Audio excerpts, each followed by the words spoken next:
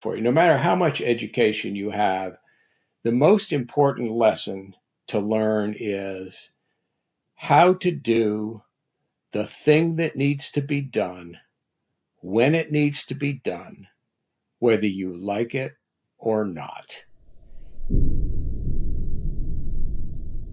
Hey, everyone.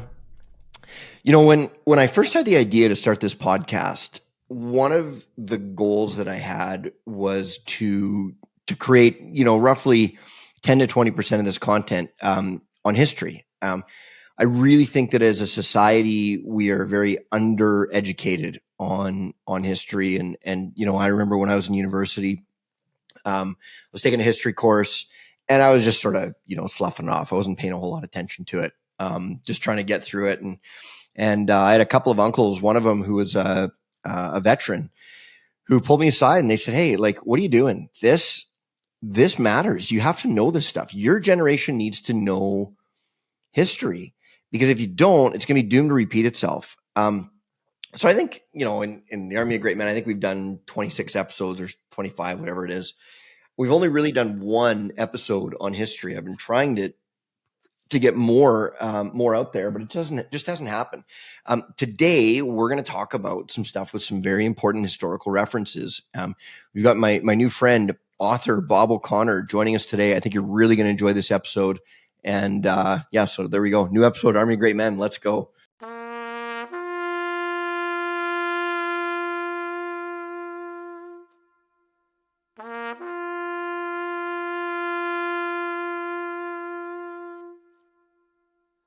Bob, how are you, man? Thanks for joining me. Hey, it's great to be here with you, Adam, and to talk with you and your listeners. I'm looking forward to it.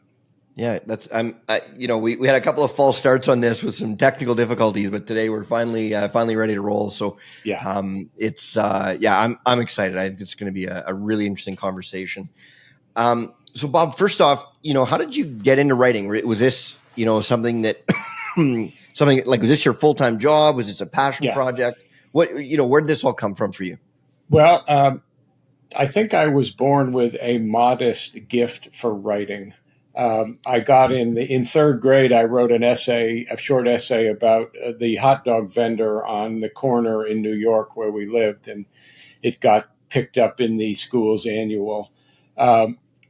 I did a fair amount of writing in school, never creative writing, more assignment writing. I wrote an undergraduate thesis on terrorism, so I knew I could write, a long form, and then went into marketing for my career. And as part of that, did a fair amount of copywriting, which is creative writing with facts. And then about 15 years ago, I was going through a tough time. Life kind of hit me in the face with a 2x4. And as kind of self-therapy, I sat down and journaled about how I'd gotten myself in this situation and how I might get out of it. And when I got better, I just kept journaling and turned it into a nonfiction book, kind of self-help for intelligent people. And then got on to the topic we're going to talk about today, which is World War II and entertainment soldiers in World War II. Yeah. So now I know, you and I talked a little bit offline about, how you found this story. I think the background on it is actually really neat, like how you came to learn about this. Why don't we, get into the background of how you came to learn about this story first? Yeah. I started my career at that soap company in Cincinnati, Ohio, Procter & Gamble. One of the legends of Procter & Gamble is called the Oxydol Circus. Oxydol was a famous brand of detergent back in the day, Adam. And I was told this story by the Oxydol brand manager, who was convinced by a circus promoter to sponsor a circus in the late 60s. This is not the time for that story, but I will just tell you it turned out to be a marketing disaster, humorous only in retrospect, and is much told. So I thought I would write about that nonfiction, and I contacted the circus promoter's daughter. And just to get a little background, the circus promoter, a man named Jim Hetzer, was long gone by that time. And she said, "Oh yes, he was a circus promoter after World War II. But did you know that during World War II he was an enlisted entertainer, and he did Jeep shows with Mickey Rooney?" Of course, again, for your younger listeners, Mickey Rooney was the number one Hollywood box office star of 1938 and 1939, a true icon. And of course, I said, no, I did not know that he did. I did not know there were such things as entertainment soldiers, or that they did such things called Jeep shows. And she said, yes, they were assigned to do shows for frontline combat infantry in areas that was too dangerous for the civilian USO or the Red Cross to go. And she told me my father, Jim, was on a Jeep show squad with Mickey Rooney and one other entertainer. So I thought, this is fascinating. And by the way, Adam, I have talked with many historians since then who specialize in World War II, and none of them have ever heard about military occupation specialty 442 entertainment specialists. So we're on Yeah, to it's a bit of a new one for me, for sure. yeah. I imagine that this is something that a lot of people didn't realize was even a thing. Apparently nobody remembers that it was a thing except me and my readers. So and she said, by the way, my dad's older sister, my Aunt Mabel, saved every letter he wrote home from training camp and then from the European Theater of Operations. So my ears perked up, and I said, hey, would you mind if I come down to Dallas and take a look at those letters? I'll put on a pair of cotton archival gloves. And she said, oh, you don't need to worry. We published them in a book. It's available on Amazon. So I got this book, and I had 150 letters to, from the European Theater of Operation and from training camp to give me primary source material. And then I found on the internet the Morale Corps, which was the unit these soldiers were in, the Morale Corps guide put out in 1944. So I had a lot of primary source material. At some point, I decided that I wanted to. So the book was inspired by this real life person who was a entertainment specialist, and it is fiction. And one of the reasons it's fiction is I wanted to involve the main character in the Battle of the Bulge, because the Battle of the Bulge is the largest battle ever fought by the U.S. Army. And was a very, very significant battle towards the end of the war, and historically very, very significant. And so many Army veterans who were in Europe in World War II participated in the Battle of the Bulge. So right. I wanted to involve him in that, and it had to be fiction for that reason. Right. So, but it sounds like much of, many of the stories that you told and much of the info is all based on historical fact, but you sort of centered around one fictitious character. Is that a good way to describe it?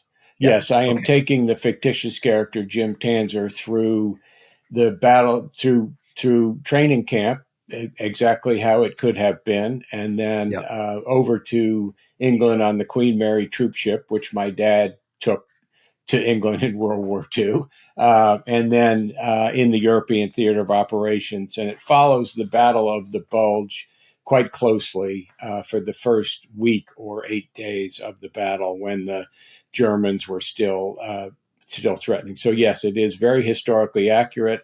I have just thrown this make-believe character into the mix.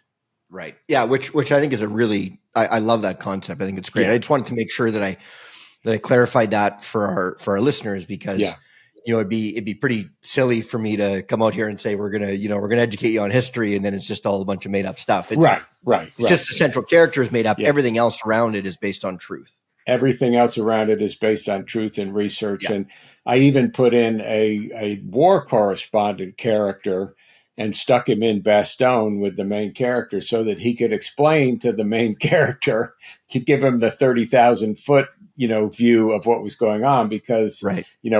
nobody tells privates anything about what's happening. So Right. I did want the readers to understand the big picture of what was happening in Bastogne. So I created a character to explain it. Yeah.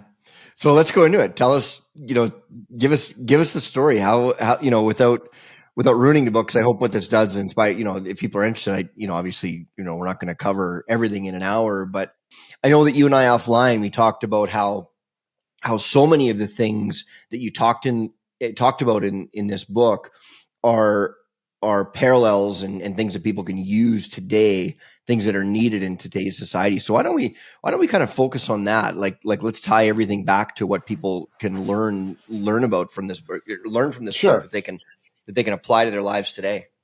Let me give a quick plot summary so Sure. that people get the context. Sure. Despite a fatherhood deferment, 30-year-old dance instructor Jim Tanzer enlists in the Army in 1943. Stella, his wife and partner in their dance act, regrets his choice. The book has flashbacks to Jim's childhood, including his time in the Civilian Conservation Corps. This was during the Depression.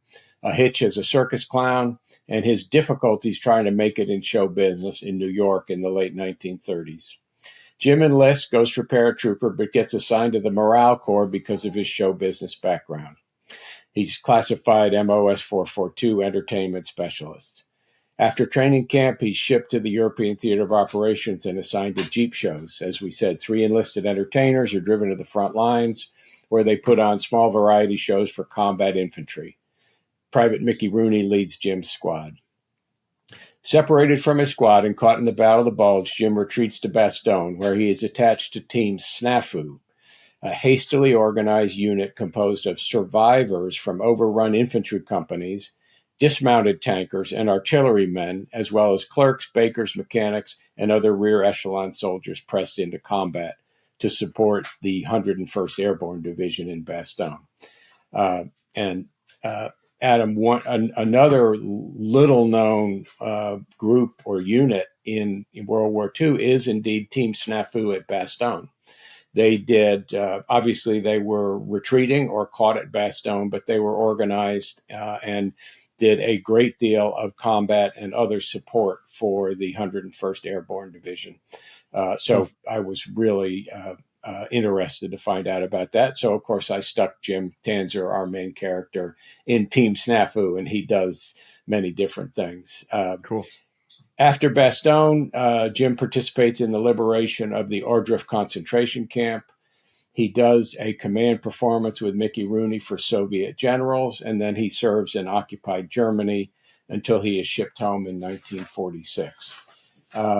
There's a sense that as the Germans start their counterattack in the Battle of the Bulge, Jim is caught at the front line, and basically he is given certain important captured documents, and he's retreating about 2 or 3 hours ahead of the Germans for most of the time.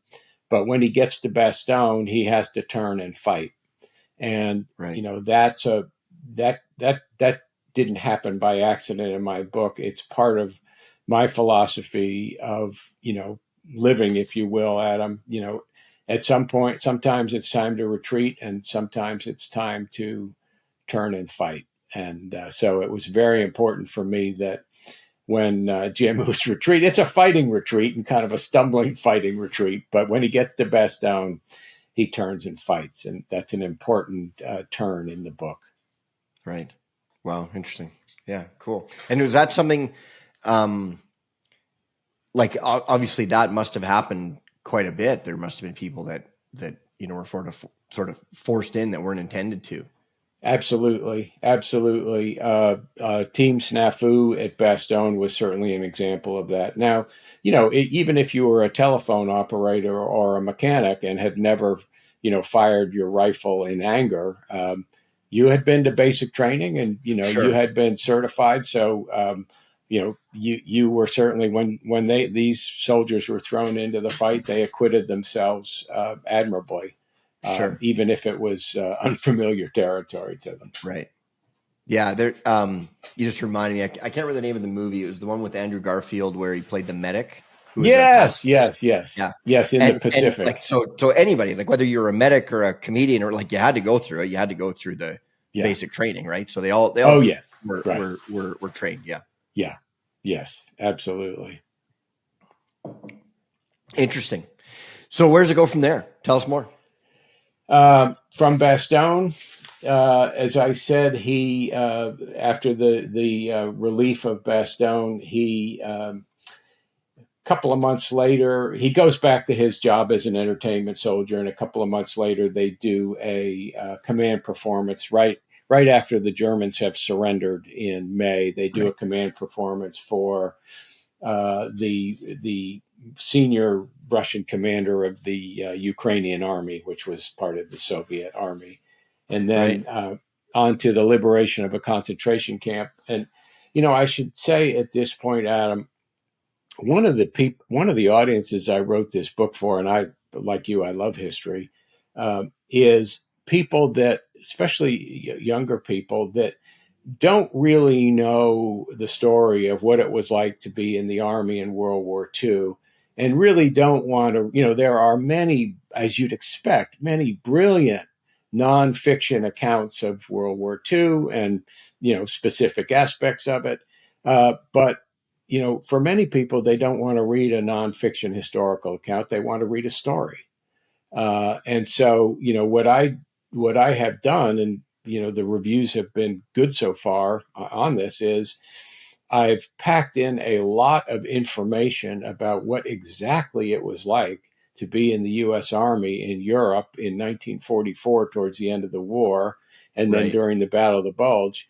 But it's it's transmitted in a story, a story about an individual person with a background and a wife and relatives back home and hopes and dreams himself. So I'm hoping that many readers will come to it, enjoy the story, and come away with some understanding of what our fathers and grandfathers went through.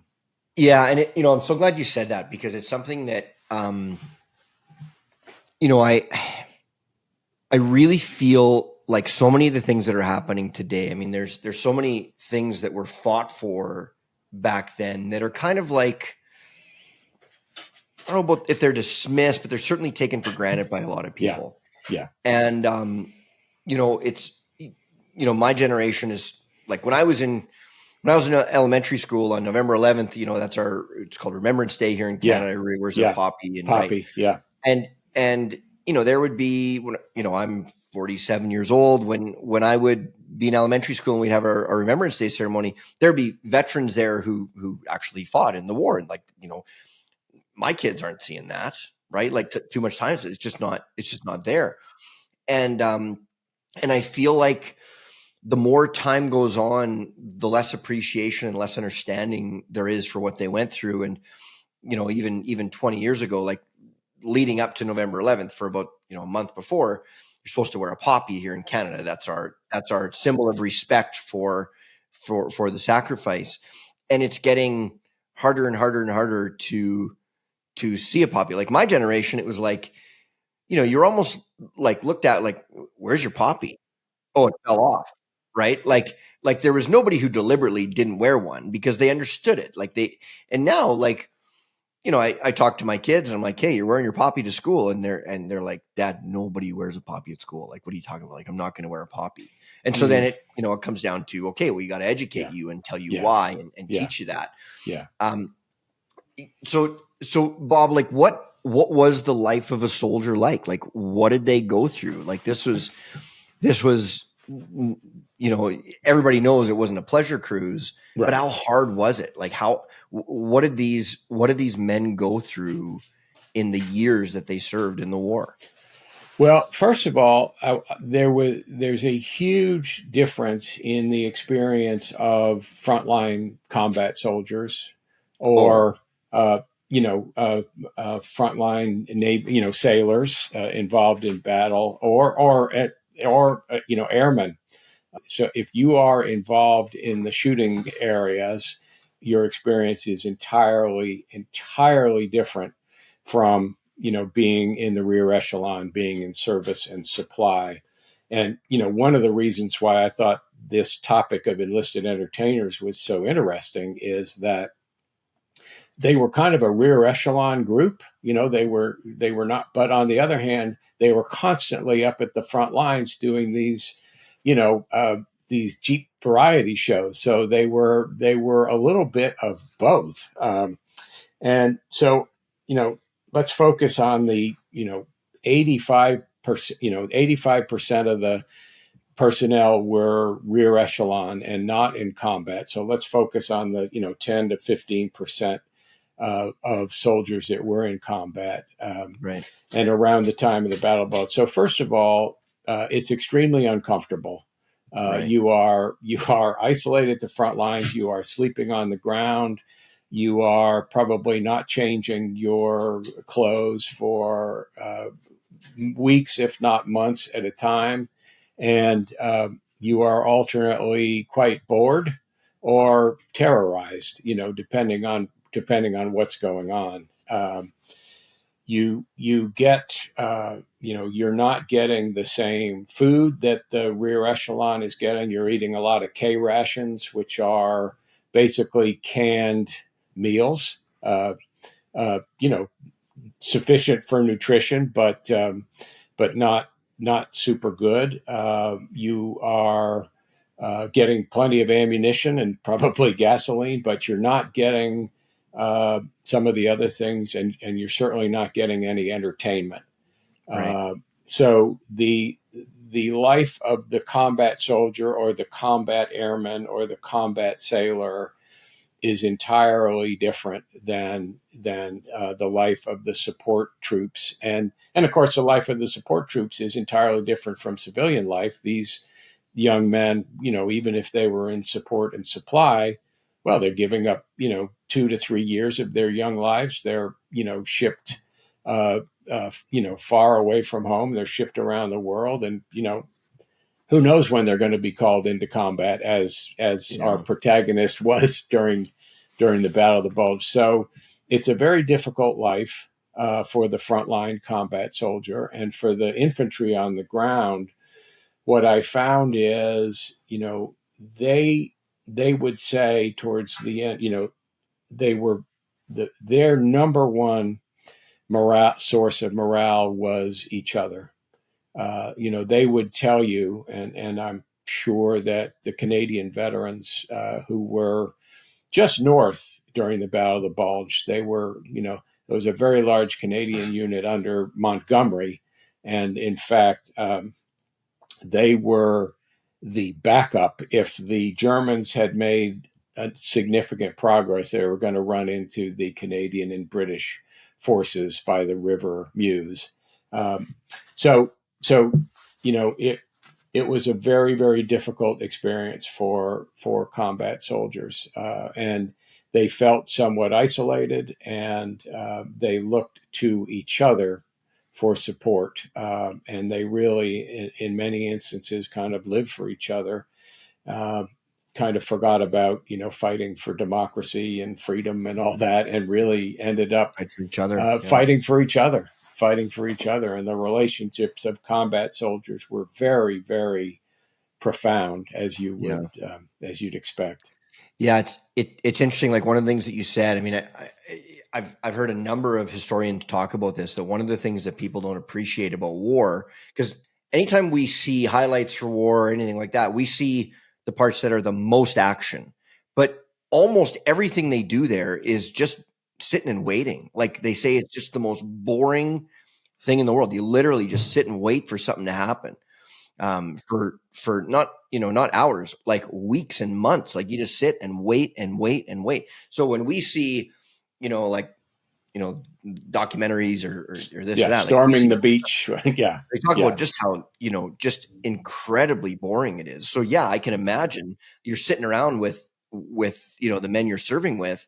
You'd form a pretty special bond with them, and then that would make it all the more hard when you know when somebody dies, or there's tragedies or things like that. Like these are your brothers that you're fighting with. Exactly. Yeah.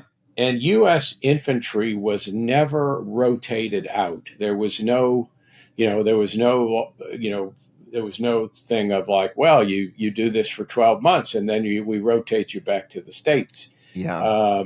Unlike the British. So part of them knowing, looking out for each other was they knew that they were in this till the end of the war or till they got wounded or, badly wounded or killed. So, yeah, there was a strong sense of camaraderie with each other and a strong sense of, we're in this together, and it sucks. Yeah. Yeah. Yeah. And that's the only way to describe it. It sucks. Like Right. it's just Yeah. brutal. Yeah. Yeah. They would never, men and women who have been in combat would be the last people to glorify, war. It's absolutely horrible. And I think the book gives some, the book gives some indication of some of the horrors of the war that a frontline soldier will see with his own eyes. There's funny things in the book as well, but you can't ignore the wounds and death that happen at the Sure. front. Yeah. Bob, whenever I'm doing, whenever I'm learning about anything in history, the parts that I love the most, like it's, don't get me wrong, it's great to learn, relearn the stuff that you've already heard before, but it's always fascinating to hear stories that, aren't necessarily, you got to dig a little deeper to find them. Like one of my favorite, and I don't know if it's not a good story, but it's just a fascinating one. It was during the Battle of Stalingrad, and it was Russian soldiers on boats, and they were heading into a battle. I don't recall which specific battle it was. It was something around Stalingrad, and they knew they were going to die, right? Like they knew that they're heading into this and they're going to die. And so there were a couple of Russian soldiers that were jumping overboard to try to save themselves, and their captains would shoot them in the water. Yeah. And then look and go, look, guys, this isn't a secret. We're all going to die. I am too. Like we're all going to die today. The only question is, what are we going to die for? Nobody's jumping out. Like we're doing this. So say your prayers, make your peace with God, but it's happening now. Like I think that level of commitment and sacrifice is something that like I know these stories, and I can't wrap my head around it. And I really can't imagine, I really can't imagine that happening today, knock on wood. Like I hope we never get to that point where it has to get there. But, like the mentality and what was at stake was so great that they had no other option but to go, this is it. Like we have to sacrifice ourselves in order to do this. Like it's a mind-boggling concept in today's society. Adam, it also gets at the huge difference between the Soviet army and the Allied armies. The Soviet Union was and is a totalitarian state. Right. So that, totalitarian, leaders look on the population first and foremost as how they serve the state. Right. So the Russian soldiers, that's a brilliant example, but the Russian soldiers did have guns at their back. There was, if they retreated, they would be shot. I make a point in the book of explaining through actions, but the U.S. Army was full of citizen soldiers. These guys voted in 1944. These guys, their parents or their wives wrote letters to their congressmen, complaining about, whatever. These were citizen soldiers, and, it was a different attitude. Now, many of them were killed and wounded, and many of them did heroic, death-defying things.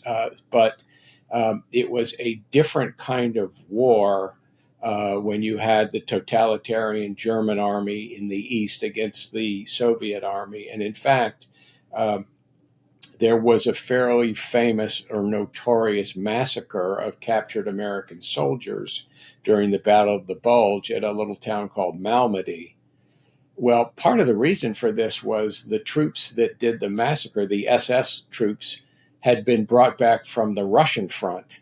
to participate in the Battle of the Bulge. And at the Russian Right. front, you killed all your you killed all That's what they prisoners did. Yeah. most of the time. So Right. they were just doing, and it was evil, but they were just doing what they were used to. So Right. yeah, I was really intrigued by the importance of understanding the American Army. Yeah, they were citizen soldiers. The Army was bigger than the Marines and the U.S. Navy and the U.S. Army Air Force combined. So the Army had to rely on the draft, whereas those other services got to kind of handpick from volunteers. So the Army reflected the United States as a whole. So, there were PhDs in the Army. There were men that they had to teach to read in English and speak English so that they could understand their orders. There were, sons of wealthy families. There were sons, the young men coming out of poverty. My dad told me that in his barracks in training camp, one of the boys with him told him this was the first time he'd ever had his own pair of shoes. Uh, Wow. yeah, and they were, of course, Army boots, Yeah. and routinely, remember, America, probably as Canada was coming off a severe depression basically in the 30s, and so it was not uncommon for some of these young draftees to gain 20 or 30 pounds in the Just because they first few hadn't months eaten. in the Army, because it was the first time they were getting 3 square meals a day. Yeah. Yeah. Of course. Yeah. I wanted to, I wanted people to understand what an incredible organization the Army was in World War II and how much it reflected the nation as a whole, for better and for worse. Yeah. Yeah. Bob, what are some of the other, like, we've all seen the photos or videos, like when they're entertaining the troops and all that stuff, and they Yeah. bring people in. But the difference in what you're describing, and it's the Jeep Troop. That's what it's called. Jeep show. Jeep show. A Yeah. Jeep show. So Yeah. because they were beyond enemy lines, so they couldn't take civilians in there. That's why they had to be trained as soldiers, right? Correct. Yeah. Yeah. So this is different than, Bob Hope and some showgirls going and putting on a show, and it's a big party. Like this is dangerous stuff. They're not in they're not in a safe place when they're doing this. No, not at all. They were, remember, they were already soldiers. The Right. Army gave them basic training and then sent them to, as they would with any, whether you're an armor or whatever, radio, you get sent to a special school after basic. But yeah, Bob Hope and the civilian USO did brilliant work, especially in the Pacific. My goodness, which was, but they were civilians, as was the Red Cross. And the civilians probably wouldn't want to go. Some of them might, but the Army would not allow civilians into combat zones. So, and in fact, it was all these entertainment soldiers actually came over in a big show called Hip Hooray, which was, the cast was Army entertainers and musicians, all soldiers. And it was a Broadway director who was then a captain in the Morale Corps, who realized that the frontline troops were not going to get this big show or Right. the USO shows. Or any show. Yeah. His name was Josh Logan. He directed many famous Broadway plays, including South Pacific and Mr. Roberts and Camelot. He was a giant of the 40s and 50s. And he realized that he would have to come up with traveling, sort of almost traveling little vaudeville shows.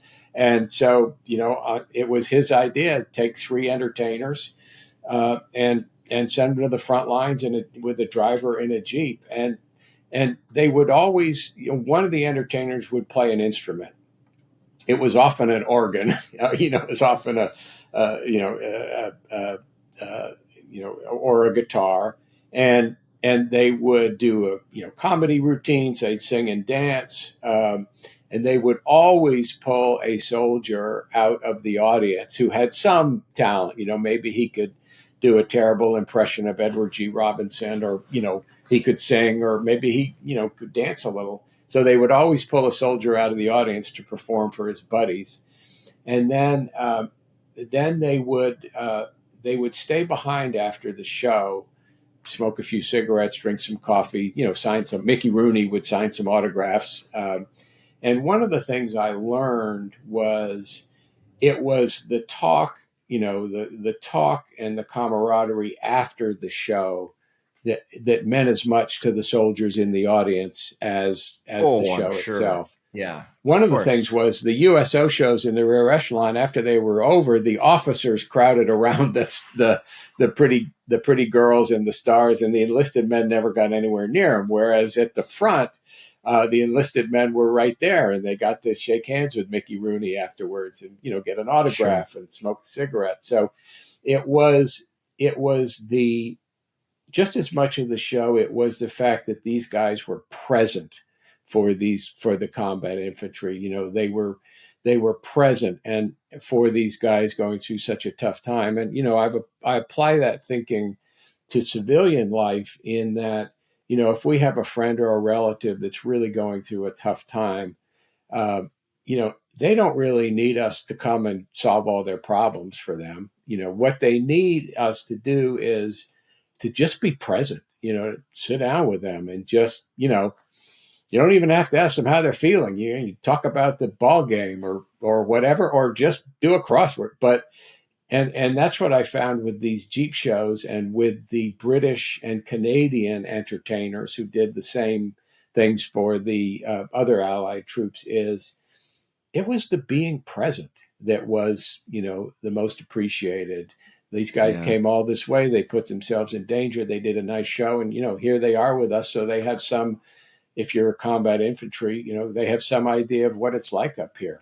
And I think I've tried to. It's such an interesting thing you say, because, like when somebody today, when they're in it, when they're dealing with their pain, right? You don't want to take them out of their healing process and the pain and the suffering. Right. Like, you don't want to do that. But when you get a little bit of a reprieve from it, and that reprieve can be as simple as, having a cold beer on a deck and just talking about anything but what you're going through. It's like a mini vacation. You can just breathe. You can feel normal for just a fraction of a second. And then it gives you the strength and you're rejuvenated. You can get back in the fight and, whatever you're dealing with.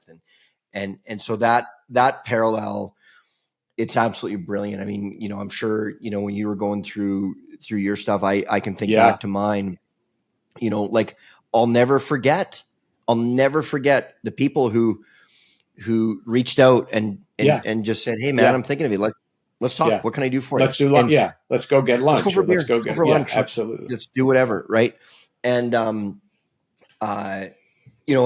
what's interesting is when I look back on that, it wasn't my best friends that did that. I mean, don't get me wrong. Some of my closest friends did that, but more common than that, it was people that I kind of knew who'd been through it themselves. And so they knew exactly what I needed, because how else would you know? Right. And so I think that's what I find. So, it's actually kind of emotional for me to hear you tell these stories, because I think about the knowledge that it would take and the wisdom that it would take to know that, okay, I'm going to go volunteer to do this, and I'm going to go through some shitty time. And the only reason I'm going to do this stuff that's going to be shitty for me is to make the life of these guys just a little bit better for just a minute, because what they're going through is 100 times worse than what I'm going to go through to give them that reprieve. Yeah. And Adam, that's love, it's love. That's love. And, we are, we are commanded to love one another. And absolutely. That's one of the best times to do it. And by the way, one of the things I learned, and you probably know this, but when you have somebody that's going through a super hard time, maybe their spouse died, or maybe they lost their job and they're super depressed. Yeah. Don't ask them how they're feeling, because, don't ask them how they're feeling. In fact, what I say is, which is just, I have no words for what you're feeling, but, I just wanted to hang, just wanted to hang here. Let's go to lunch. Let's go eat some burritos. Let's go play croquet or whatever you want to do, Adam. Whatever. Yeah. Is fine with me. I got nothing better to do than to sit here with you. So Yeah. that Sometimes lesson, the biggest gift you can give somebody is to just check in, let them know to you be care. present. Yeah, to be Just be present. Hold space for them. Yeah. And in the end, of course, as with most times like that, when we serve others, we end up getting as much out of it as they do.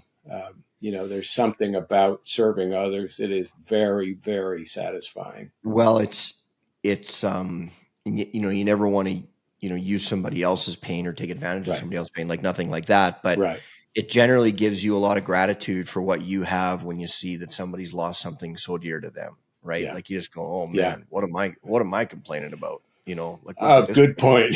Yeah. Good point. It's true. And, one of the reasons why it's good to tell the story of what it was like to be in frontline combat duty, in a war is it does make the rest of us feel like, well, my little complaints about my shoes are too tight or my wife said something mean to me or whatever. Boy, that puts it in perspective. It does. Yeah. But again, like everything that you're describing here, it's part of why I think it's so important that people understand stories like these, because, like how, I don't know how many generations we are since World War II. It'd be probably 4 or 5, I guess. 4. Yeah. Right. And as we know, like each generation, you lose a little bit from the previous ones. And the truth is, we haven't really had a war since World War II where you were really fighting for something that really, truly mattered, right? Like there have been wars here and there, but in terms of North Americans, like every other war has been, for oil or this or whatever the hell Vietnam was for, like these things. And so, I think those are a lot harder for people to rationalize, the soldiers that went, because they're like, well, what the hell was I doing here? Like, what was this for? Right? What did I make this sacrifice for? But, like I get really upset when, we're in the first week of November and I look around and it's 1 in 20 people's wearing a poppy, or, they've got some war veterans standing outside a grocery store, selling poppies for, 25 cents or whatever it is, like nothing. And people just walk by, like they don't even look at them. And it bothers me because it just shows how far we are from understanding what it took to have what we have today. And it's sad. I remember there was a young woman at my gym. She's from India. She was like maybe 19 or 20, and she was making me a smoothie, and she said, "Hey, can I ask you a question?" I said, "Yeah, sure." She's like, "What's that badge you're wearing? That thing?" She's like, "I've seen a couple of people wearing them. What is that?" And I said, "Well, it's a poppy." I said, "Has nobody ever taught you what a poppy is?" And she's like, "No." And I said, "Well, how long have you lived in Canada?" And she said, "Oh, a couple of years." And I said, and not once somebody told you what a poppy was? Right. And she said, "No." And so I spent, 4 or 5 minutes with her, just telling her what the poppy meant. And I told her about, the Flanders Fields poem and that, all the different things and what it meant. Yeah. And she was, I think for a minute she was a little bit embarrassed, but she had nothing to be embarrassed. It wasn't her fault. Right. Like nobody taught her. Right. And the next day I walk in and she's wearing a poppy and she looks at me and she gives me the thumbs up and I just think, we're just doing that generation, whether they're immigrants, born and raised here, like whatever, it doesn't matter. When you live in this lifestyle in North America, which I recognize is, a little volatile right now. Right. But it's still better than a lot of alternatives. And the things that we have here, the freedoms that we still have, they're important. But if people don't understand the source of those freedoms, that's when you start taking them for granted. Adam, one of the most important, I think, aspects that you try to gain in adult life is gratitude. Exactly. And I think you should do a podcast just about wearing the poppy. And by the way, there were many, because of the British Empire, there were many Indian soldiers who fought in Flanders, fought and died and were wounded in Flanders Field and acquitted themselves admirably. So, but yeah, we do take it for granted. It's funny, World War II in America, and I'm sure this was true in Canada and in Britain, they had no choice because they were being bombed, but everyone was all in America. There were 16,000, mostly men in uniform, and there were probably 16 million, mostly men in uniform. There are probably another 16, 20 million men and women working in war industries. So everybody had a son. We're all in. Yeah, everybody was involved, and the children did scrap metal drives, and the people saved their cooking fat because you turned it in, once a week, and they made dynamite out of it. And Hollywood was all in. They shipped. They did Bond rallies, and they shipped and USO shows, as we talked about, and they shipped movies over to the soldiers before they ran in the States. So everybody was all in. So in that way, for the soldiers, it was a different experience. We then had, and I believe we had some support from Canadian troops, but the United States then in very early 50s fought the Korean War.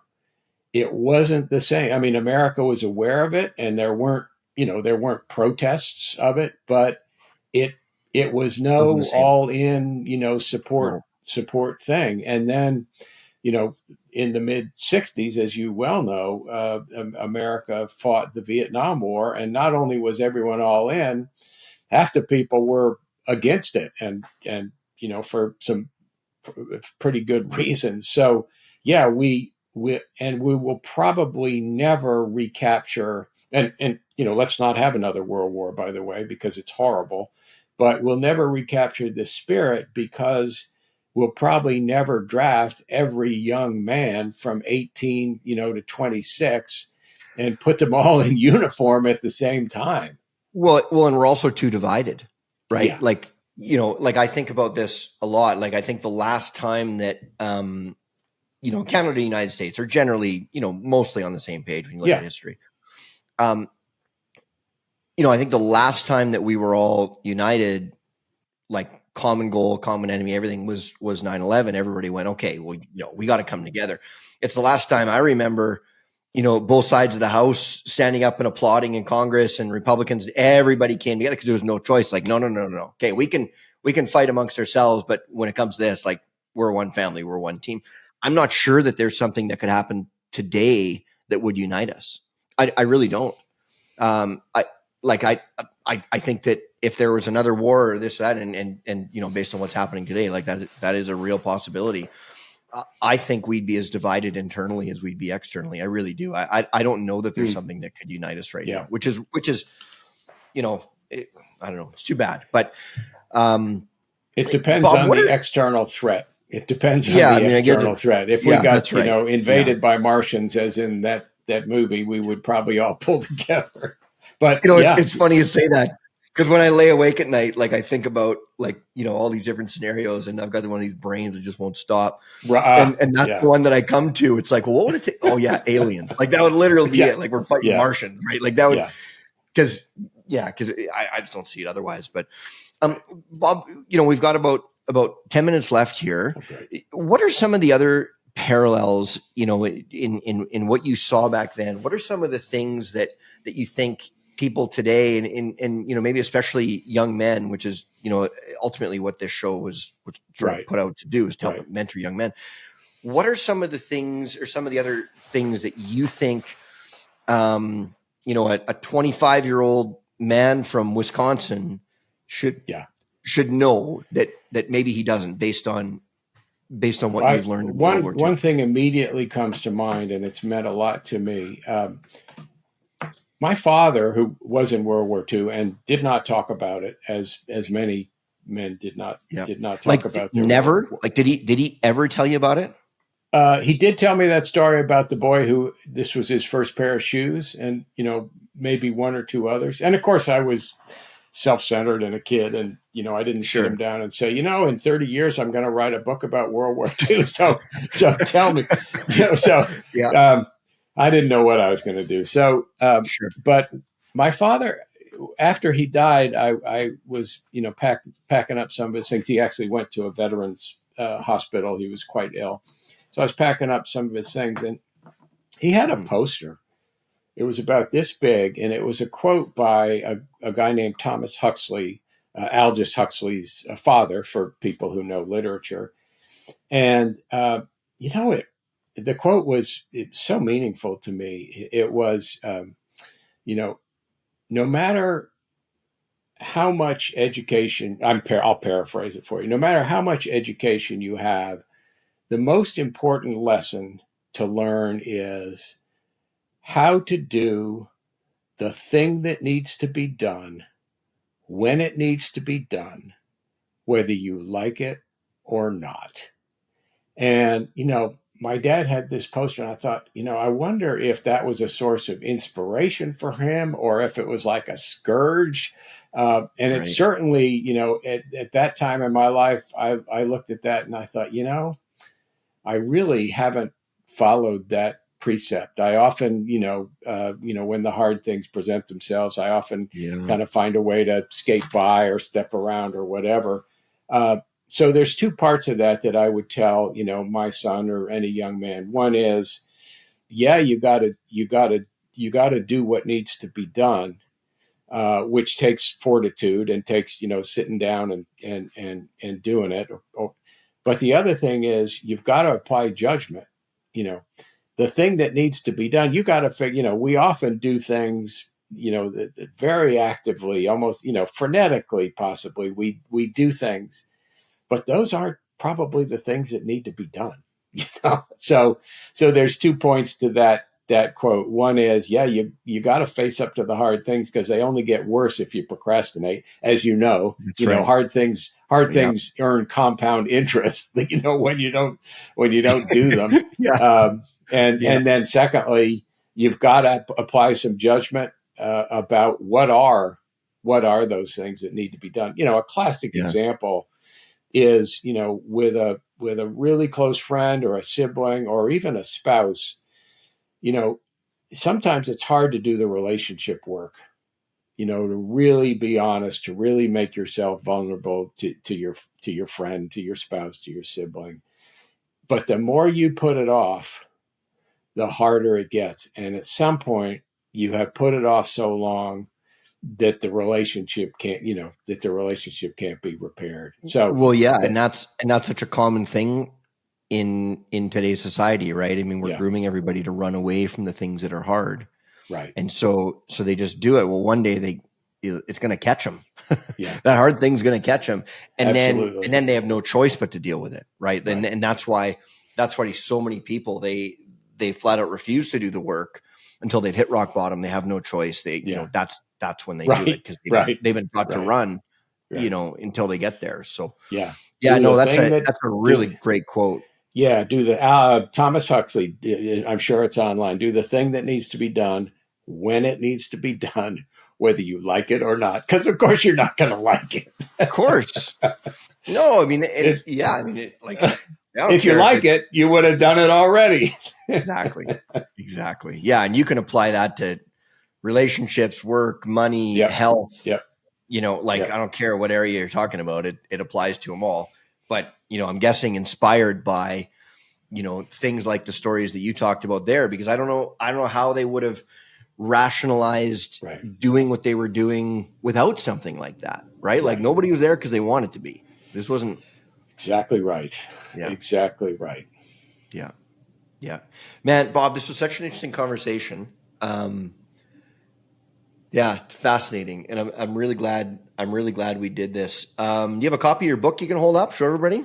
Or you can I don't. I'm sorry. It is Jeep Show, A Trooper at the Battle of the Bulge, available on Amazon. Enter Jeep Show book into the search box, or in the U.S., I think, probably in Canada, audible.com for people that don't like Amazon. And it's available in audiobook and printed and ebook. I'll tell you, funny story for any of your audience that's writing books. If you want to find all the typos in your just about finished edition, you do an audio book and you sit in a studio for 3 days and listen to an actor read your book out loud. And you'll And see about them, yeah. every four pages, Zach looks up at me and says, "Did you mean to repeat this word twice in this sentence?" Or, 8 pages later, I'm not sure this makes sense, Bob. So anyways, I was glad I Great did an way to audio book proofread. because it cleaned up all the typos. Nice. So it's available. And then I have a website, jeepshowbook.com, for extra content. And if people want to contact me, ask me questions, that kind of thing. Love it. That's great. Bob, this was awesome. Thanks for spending some time with me, and I hope our listeners really enjoy it. Thanks again. And that's it, guys. Adam, you're very gracious. And one of the benefits for me was discovering your podcast. I've listened to several episodes and it's really valuable. So I appreciate thanks that. for today. And thanks for your work before today. No, I really appreciate it, Bob. Thanks, man. And there we go. Another episode, Army of Great Men. Hope you guys enjoyed it. I've got a couple of other really, really interesting guests coming up here. So stay tuned for that. One of them is, I think it's really going to blow your mind. So I don't know if that'll be the next show or the one after that, but we've got some really cool stuff in the hopper. But again, everybody, thanks for listening. Army of Great Men. Let's go. Thanks.